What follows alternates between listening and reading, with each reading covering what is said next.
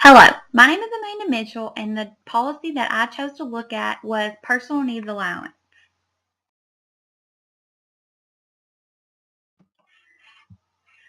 What is personal needs allowance? Personal needs allowance is the standard amount of income that an institutional client is allowed to keep to use for housing, clothing, personal items, and other incidentals. This allowance is sometimes referred to as clothing and personal incidentals, otherwise known as CPI. The personal needs allowance is set by the Medicaid ESS Policy Manual Section 2640-0118. This allowance is intended for residents to spend at their discretion.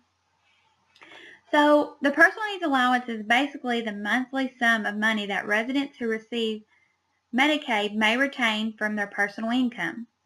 Any income above the allowance is applied towards the cost of their care.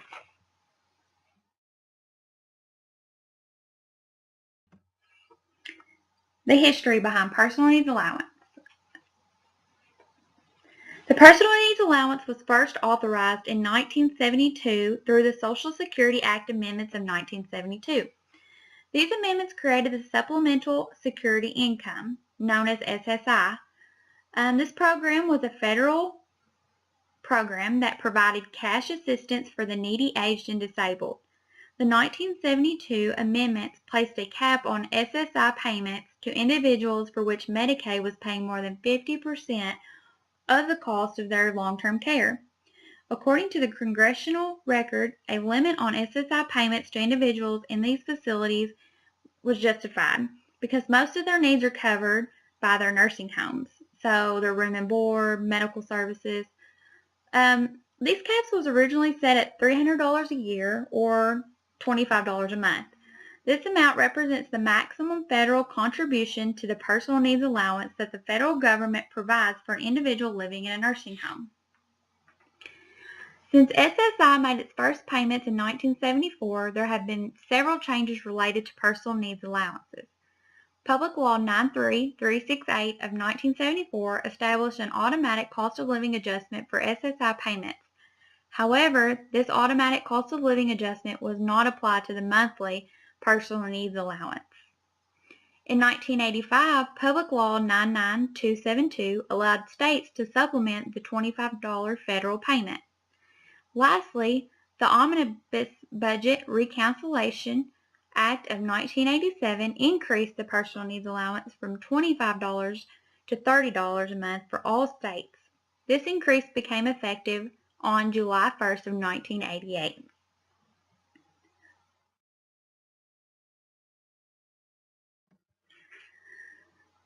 How is allowance determined today?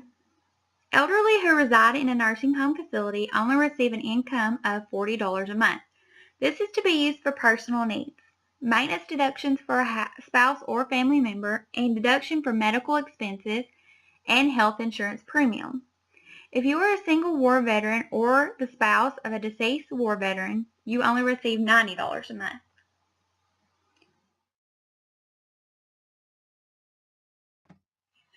Federal regulations.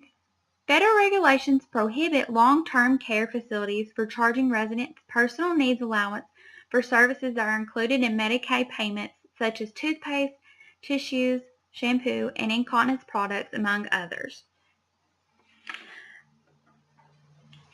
These residents receive 3 meals a day, shelter, etc. from these nursing home facilities. But they need more money so they can buy hygiene products, clothes, shoes, and haircuts. I know I am a CNA at a long-term care facility, and although we provide shampoos, soaps for our residents, they're not very high quality soaps and shampoos that really get the job done. And so a lot of these residents can't afford to go buy a good quality type of shampoo, conditioner, or the soaps that smell good.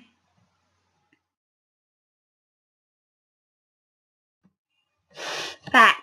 According to the organization Neighborhoods for Equality 2018, the personal needs allowance was based on the cost of living to coincide with the Social Security insurance.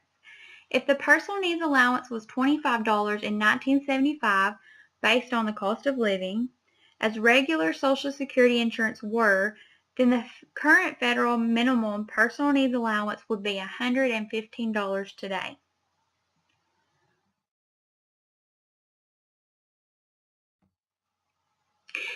The issue of personal needs allowance is $40 a month is not enough money to buy necessary needs such as clothes, shoes, activities, hearing aids, etc. This shows a disparity between Medicaid programs, placing nursing home residents at the bottom of the ladder for basic supplemental assistance. Increasing the personal needs allowance would help nursing home residents keep up with rising prices and be more on par with other long-term care residents. As we know,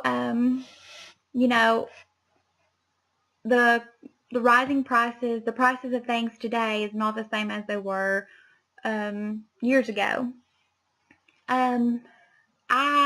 Like I said, I work in a long-term care facility, and we have a beauty shop that is in our facility. And for a woman to get a perm, it is $40. To get a haircut, it's $10. So if a man or woman goes to get a haircut once a week, or a woman decides to get a perm, this takes all their money for the whole month.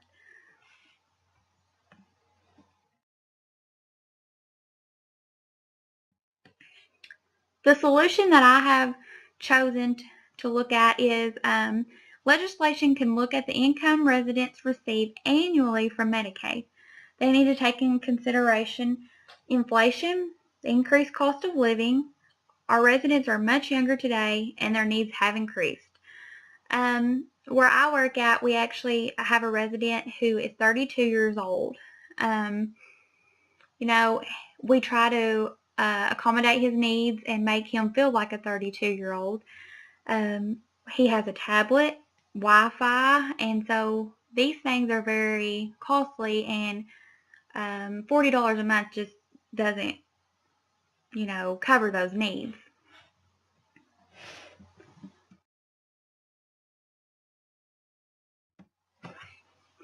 So my solution would be to increase the personal needs allowance from $40 a month to $60 a month. Residents need more money each month to meet the rising cost of personal needs items. Increasing the personal needs allowance will mean that residents of nursing homes are able to afford a new pair of pajamas, a small birthday or holiday gift for a loved one, or that special soap or lotion that soothes the resident's skin, like I had mentioned before.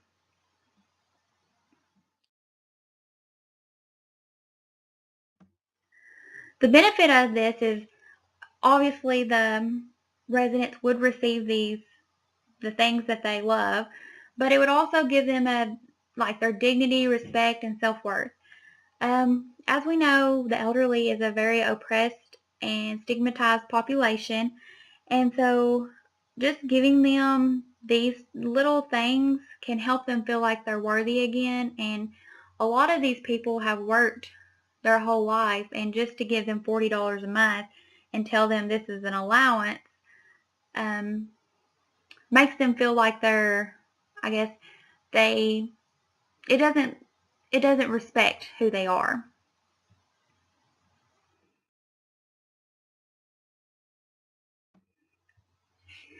So what other states are doing? These are just a few examples. Texas personal needs allowance is $75. Florida's personal needs allowance is $105. Tennessee's personal needs allowance is $50.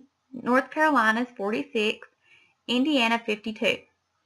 The National Long-Term Care Ombudsman Resources shows Kentucky's personal needs allowance staying at $40 a month from the years of 2001 to 2009.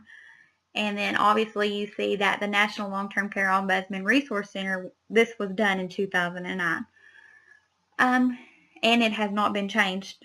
And it's 2018 and it has not been changed. So Kentucky's allowance has not been raised since 2007. According to Kentucky League of Cities, there was a cost of living raise effective January 1st of 2018 of 2.1%.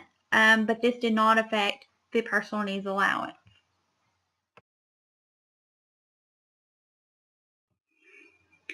The support that we would get from this would be obviously the nursing home residents, family of these nursing home residents, advocates for nursing home residents. These are just a few advocates.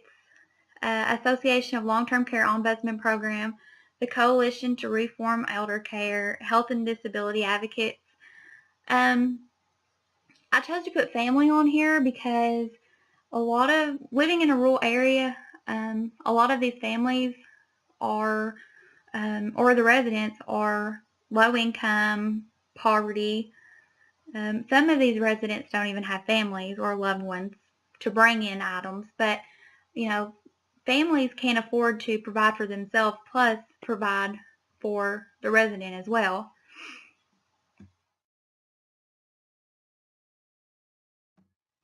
The barrier of this would be that the economy, it depends on whether the economy continues to improve and continues to receive the funding, and if other groups are competing for more funds as well. According to the Medicaid government of 2018, the Medicaid program is jointly funded by the federal government, states. The federal government pays states for a specified percentage of program expenditures, called the Federal Medical Assistance Percentage. This is where the Personal Needs Allowance receives its funding.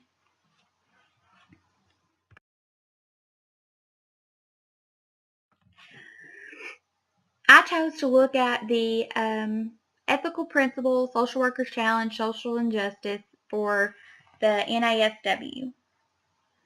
Social workers pursue social change, particularly with and on behalf of vulnerable and oppressed individuals and groups of people. Social workers' social change efforts are focused primarily on issues of poverty, employment discrimination, and other forms of social injustice. These activities seek to promote sensitivity to and knowledge about oppression and cultural and ethnic diversity. Social workers strive to ensure access and need information, services and resources, equality of opportunity, and meaningful participation in decisions for all people. I decided to choose this principle because the elderly is one of the most vulnerable and oppressed populations. And as social workers, it's our job to challenge these policies that we do not see that is fit for our clients. It's important to strive to ensure that the elderly receive the best care and that their needs are being met.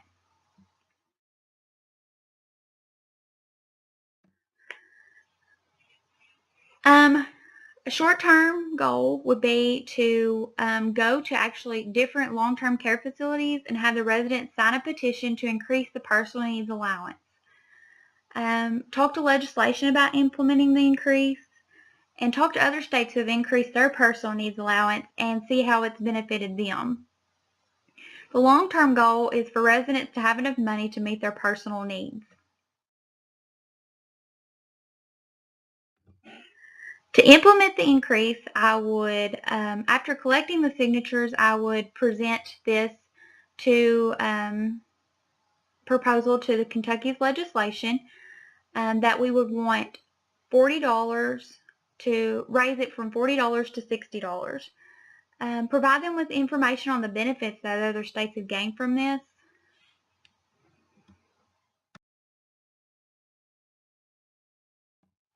And then here is all my resources. Thank you.